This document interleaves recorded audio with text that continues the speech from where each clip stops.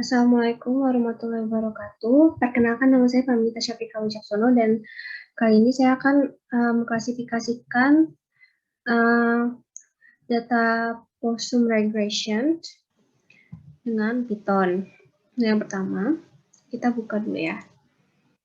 Nah, pertama kita untuk mencari suatu datasetnya itu kita memakai web, yaitu namanya Kaggle. Nah, Kaggle, habis itu kita pencet aja dataset. Nah, selanjutnya untuk kita mencari aja.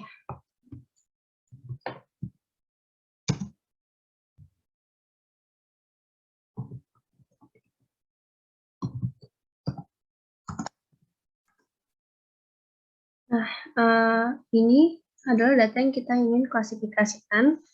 Lalu untuk mendownloadnya kita tinggal cek download ini aja.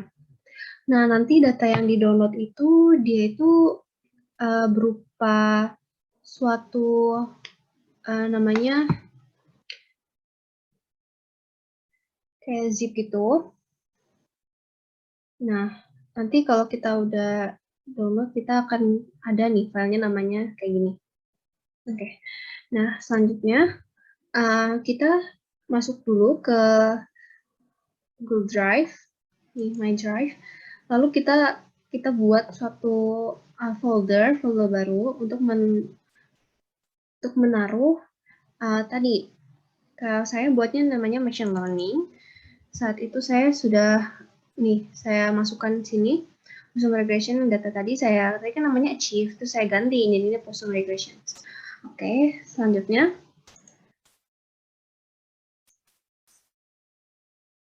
Oke, selanjutnya kita akan mengklasifikasinya dengan satu aplikasi dari Google, namanya itu adalah Google Colab. Nah, gini.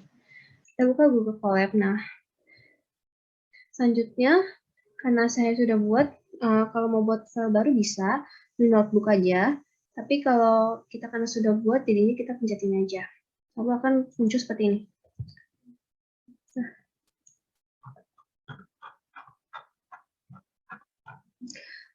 Pertama-tama kita akan menghubungkan data yang dari Google Drive tadi, yang lalu kita hubungan ke sini, namanya Microsoft Colab. Nah, kita nulis ini, from Google Colab import drive, dan content drive. Nah, sampai sini kan. Nah, nanti kita harus memilih akun Google yang kita akan sign in. Lalu kalau kita sudah sign in ke akun Google tadi, nanti akan diarahkan ke suatu kode. Nah, kodenya itu kita copy, lalu kita masukkan sebagai buat membuka kuncinya itu.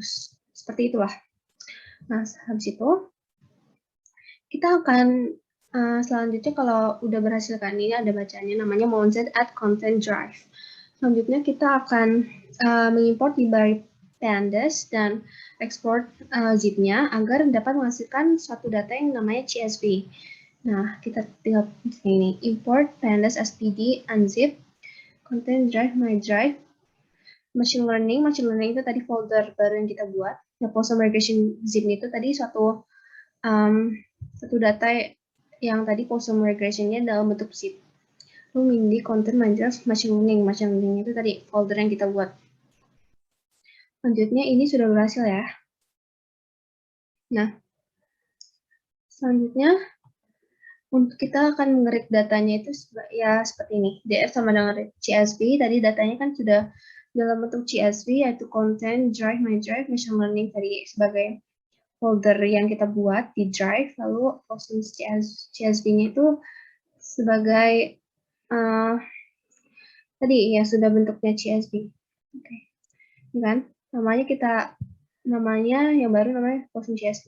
Kalau kita mau lihat di tadi nih, namanya jadi Possum CSV kayak gini.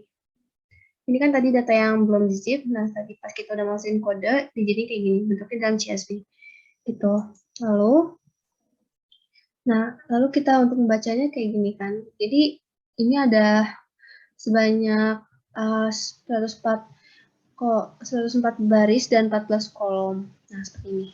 Ada case, site, top, sex, age, headline, skull, total length, tail, foot length, ear curve, eye, chest, sama belly. Nah,